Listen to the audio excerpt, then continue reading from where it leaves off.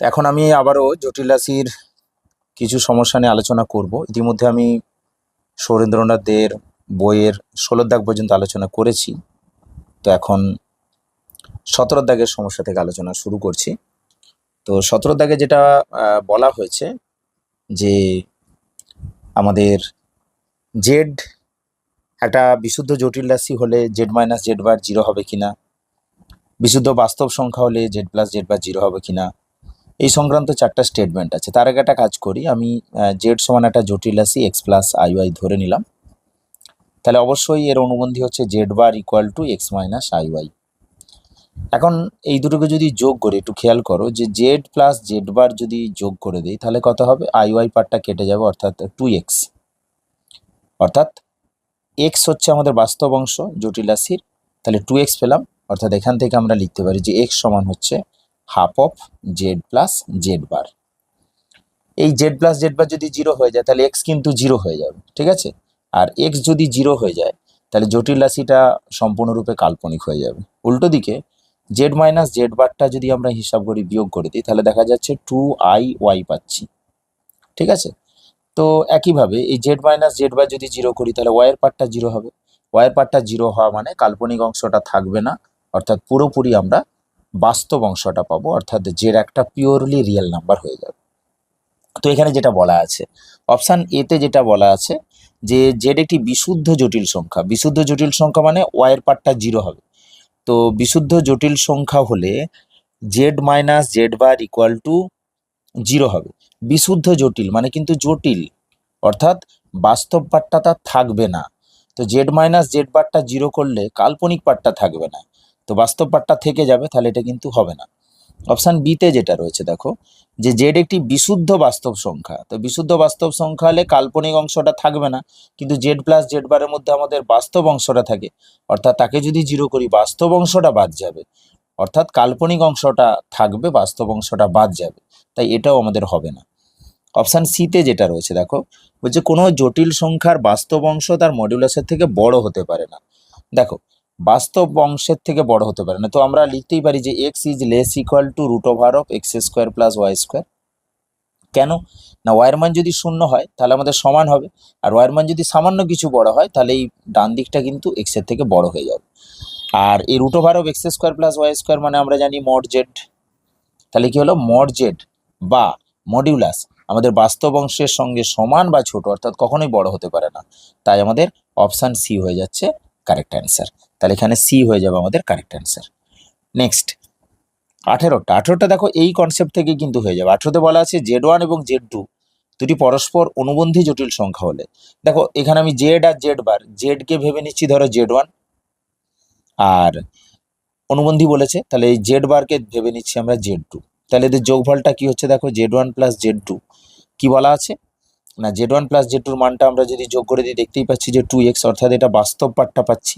তাই বলা হচ্ছে যে জেড ওয়ান এবং জেড টু দুটো পরস্পর অনুবন্ধী জটিল সংখ্যা হলে তাদের যোগফল কি হবে না, শুধুমাত্র বাস্তব হবে। তাহলে অপশান এ হয়ে যাচ্ছে আমাদের correct answer, option A. Next 19-এর দাগে দেখো, 19-এর দাগে এই যে ফিগারটা দেওয়া হয়েছে একটু খেয়াল করো। এখানে আমাদের ও পি ওয়ান বা o p two p three p one এটা একটা কিন্তু পরিষ্কার ছবিতে দেখতে পাচ্ছ সামান্তরিক। তো সামান্তরিকে যদি তোমরা কর্ণ দুটোকে জুড়ে দাও, এই কর্ণ দুটোর মধ্যবিন্দুটা তো একই হবে। তো আমি ধরে নিচ্ছি যে পি ওয়ানের যে অবস্থানটা সেটা একটা জটিল রাশি জেড ওয়ান দিয়ে চিহ্নিত করছি, পি টুর অবস্থানটা আমরা আরেকটা জটিল রাশি জেড টু দিয়ে চিহ্নিত করছি, ঠিক একইভাবে পি থ্রিটাকে আমরা জেড থ্রি দিয়ে চিহ্নিত করছি, আর ও হচ্ছে মূলবিন্দু। তাহলে পি ওয়ান পি টুর মধ্যবিন্দু, পি ওয়ান পি টু এর মধ্যবিন্দু সেটা কি হবে না, z one plus z two by two. আচ্ছা, আর ও পি থ্রি এর মধ্যবিন্দু সেটা কি হবে না, zero plus z three by two. তাহলে এরা পরস্পর সমান, তো এই অংশটা সমান করলে কি পাচ্ছি না, z one plus z two by two সমান জেড থ্রি বাই টু, অর্থাৎ জেড থ্রি সমান z one plus z two. তাহলে আমাদের জেড ওয়ান প্লাস জেড টুর যোগফলটা আমাদের জেড থ্রি বা পি থ্রিকে প্রকাশ করছে। তাহলে আমাদের অপশান এ হয়ে যাবে আমাদের কারেক্ট অ্যান্সার। তো নেক্সট আমরা 20 দাগের প্রবলেমে চলে যাচ্ছি। তো 20 দাগে যেটা বলা হয়েছে একটু দেখো, যে জেড অন্য একটি জটিল সংখ্যার কোণাঙ্কের যোগফল হচ্ছে পাই। এখন কোণাঙ্ক মানে কি? কোণাঙ্ক মানে আমরা যে অ্যামপ্লিচিউড বা আর্গুমেন্ট করতাম, সেই অ্যামপ্লিচিউড বা আর্গুমেন্টকেই বাংলাতে আমাদের কোণাঙ্ক বলা হচ্ছে। ঠিক আছে? তো স্বাভাবিকভাবেই আমাদের জেড একটা জটিল রাশি আমরা ধরে নিচ্ছি। এটা হচ্ছে আমাদের কোশ্চেন নম্বর 20। তো ধরে নিচ্ছি z equal to r into cos theta one plus I sine theta one. তো জেডের কোণাঙ্ক হচ্ছে থিটা ওয়ান, মডিউলাসটা আর নিয়েছি, দুটোরই মডিউলাস একই নিয়ে নিচ্ছি, নাহলে ক্যালকুলেশন করতে আমাদের একটু জটিল হয়ে যাবে। তো আরেকটা নিচ্ছি জেড ওয়ান, যেটা কি হবে না R into cos theta two plus I sine theta two. তো এদের কোণাঙ্ক বা যেটাকে আমরা বলছি আর্গুমেন্ট, তাদের যোগফলটা পাই বলা আছে। তাহলে এই থিটা টুর পরিবর্তে আমরা কি লিখতে পারি না পাই মাইনাস থিটা ওয়ান। দেখো তো এবারে জেড ওয়ানটাকে কি লেখা যায়, R into cos of theta two মানে pi minus theta one plus I sine pi minus theta one সমান R into cos 180 minus theta minus cos theta, তাহলে মাইনাস কস থিটা ওয়ান, সাইনটা আমাদের সেকেন্ড কোয়াড্রেন্টে plus হবে, তাহলে plus I sine theta one. তো মাইনাসটা যদি আমি কমন নিয়ে নিই, তাহলে R into cos theta one minus I sine theta one. তো এই পার্টটা আমাদের কি হচ্ছে না, এই পার্টটা হচ্ছে আমাদের যে জেড ছিল তার অনুবন্ধী, অর্থাৎ মাইনাস জেড বার। তাহলে জেড ওয়ানটা কার সাথে সমান হলো না, জেড ওয়ানটা মাইনাস জেড বারের সাথে সমান হলো, অর্থাৎ আমাদের যে অপশান রয়েছে অপশান বি হয়ে যাচ্ছে এক্ষেত্রে কারেক্ট অ্যান্সার। নেক্সট চলে যাচ্ছি আমরা 21 দাগের প্রবলেমে। তো 21 দাগে কি বলা হচ্ছে দেখো, বলছে জেড এমন একটি জটিল সংখ্যা যাতে করে কি হচ্ছে না তাদের যোগফল, অর্থাৎ আমাদের অনুবন্ধী জটিল রাশির সাথে তার যোগফল এবং বিয়োগফলের মডিউলাসটা একই দেওয়া আছে।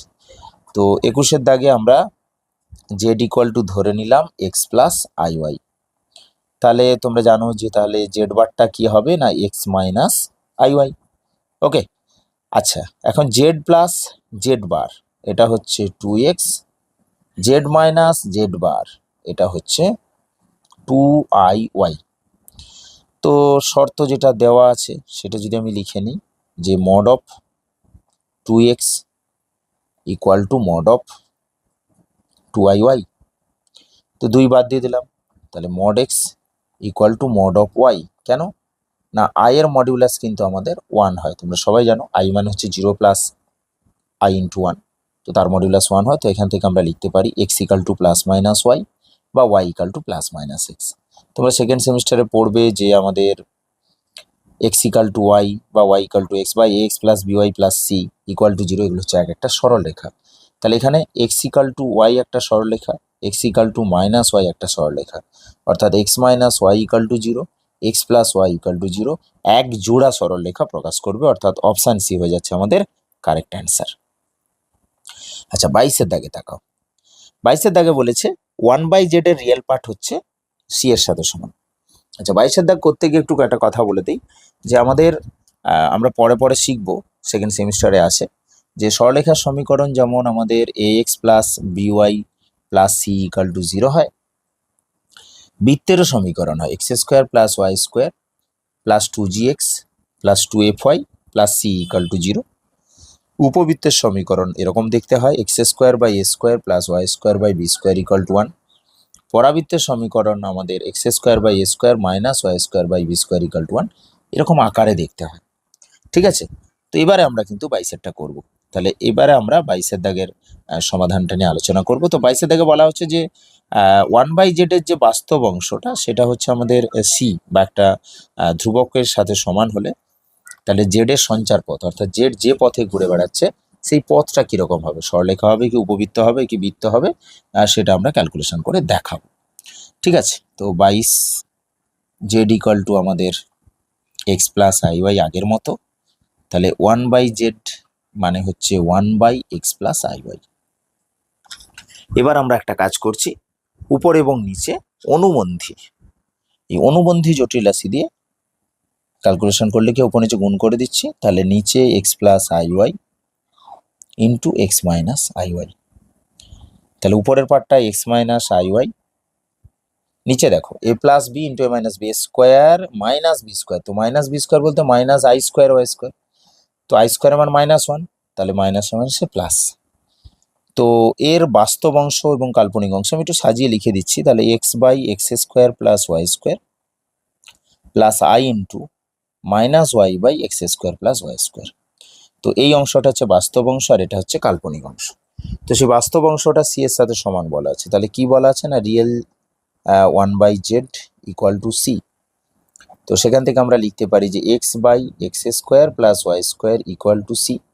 আচ্ছা দেখো তো এটা লেখা যায় কিনা, x square plus y square equal to 1/c into x. আরও সাজিয়ে লিখলে লিখতে পারবো x square plus y square minus 1/c into x equal to 0। এটাকে ধ্রুবক ভাবো, মাইনাস সিটাকে সেই 2gx 2fy এর মতো। তো এটা কিন্তু একটা বৃত্তের সমীকরণ হয়ে যাবে। তো বৃত্তের সমীকরণ হয়ে গেলে আমাদের যে অপশানগুলো রয়েছে, অপশান ডি হয়ে যাবে correct answer, option D. Next দেখো 23-এর দাগের যে প্রবলেম রয়েছে। তো 23-এর দাগে কি বলা হয়েছে একটু খেয়াল করো। 23-এর দাগে বলা হয়েছে যে আই স্কোয়ার ইকাল টু -1, এটা তো আমরা জানি। তার সাথে বলা হয়েছে 3i - 1 তার হোল স্কোয়ারের মডিউলাস। দেখো কোনো একটা জটিল রাশির হোল স্কোয়ারের মডিউলাস বা মডিউলাস বের করে হোল স্কোয়ার করি, দুটোই কিন্তু একই। অর্থাৎ আমরা বের করতে চাই যেটা 3i - 1 তার হোল স্কোয়ার এর মডিউলাস। এটা হোল স্কোয়ার বের করার পর মডিউলাস বের করতে পারো, কিংবা এখানে আমরা মড নিয়ে নিলে কি হবে না 3i - 1 তার মড এবং পুরোটার হোল স্কোয়ার করতে পারি। তো এটাকে মনে মনে ভাবো যে এ প্লাস আইবি ফর্মে ভাঙলে আমাদের -1 প্লাস 3i এরকম ফর্মে। তাহলে এ প্লাস আইবি ফর্মে এলে পারে আমরা অলরেডি আমাদের মডিউলাস জানি। তো মডিউলাস কি হবে না -1 এর হোল স্কোয়ার প্লাস 3 স্কোয়ার, কিন্তু যেহেতু বাইরে স্কোয়ার আছে তো স্কোয়ারটাকে দিলাম। তাহলে 9 প্লাস 1 10, তো √10 এর হোল স্কোয়ার অর্থাৎ আমাদের 10 অর্থাৎ অপশান বি হয়ে যাচ্ছে আমাদের কারেক্ট অ্যান্সার 23-এর দাগের জন্য।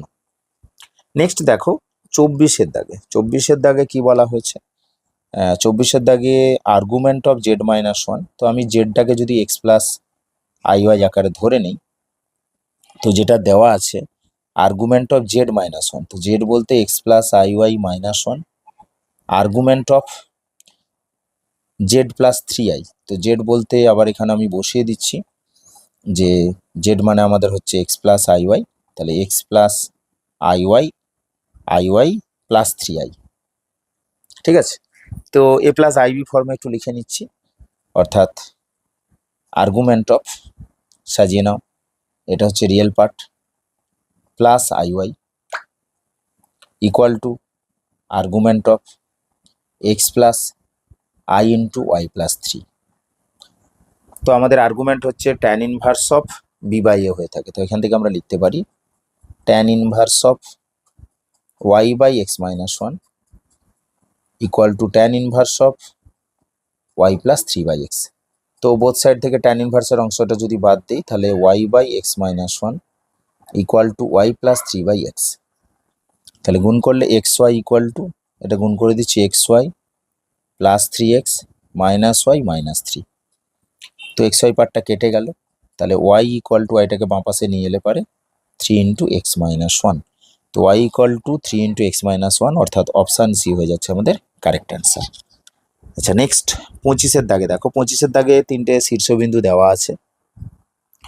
বলা হচ্ছে যে একটি সমবাহু ত্রিভুজের শীর্ষবিন্দু না সমকোণী ত্রিভুজের শীর্ষবিন্দু নাকি সমদ্বিবাহু ত্রিভুজের, কোনটা চেয়েছে। তো একটা কাজ করতে পারো, প্রথমটাকে z1 ধরে নেবে, দ্বিতীয়টা z2 এবং তৃতীয়টাকে যদি আমরা z3 ধরে নিই, তাহলে এই z1 মাইনাস z2 এটা আমাদের একটা বাহু হবে। তাহলে এটা হচ্ছে z1, এটা z2, এটাকে z3 ধরে নেব। তা তোমার কাজ হবে z1 মাইনাস z2 বের করা, z2 মাইনাস z3 বের করা এবং z3 মাইনাস z1 বের করা। ঠিক আছে, এগুলো যদি বের করে নিতে পারো তাহলে এদের মডিউলাস ভ্যালুগুলো বের করবে, মড মানগুলো। যদি দেখো 3টে মড মান সমান, অর্থাৎ 3টে বাহুর দৈর্ঘ্য সমান হয়ে যাবে, তখন তোমাদের সমবাহু ত্রিভুজ হবে। যদি দেখা যায় একটা বাহুর বর্গ অপর দুটো বাহুর বর্গের যোগফলের সাথে সমান, তাহলে কিন্তু সেক্ষেত্রে সমদ্বিবাহু সমকোণী ত্রিভুজ হয়ে যাবে। দুটো বাহুর দৈর্ঘ্য যদি সমান হয় সেক্ষেত্রে সমদ্বিবাহু ত্রিভুজ হবে। ঠিক আছে, তো এটা তোমরা এটা তোমরা নিজেরা চেষ্টা করবে অবশ্যই। ওকে, তো এখন আপাতত এটুকুই। ওকে, থ্যাঙ্কস ফর ওয়াচিং।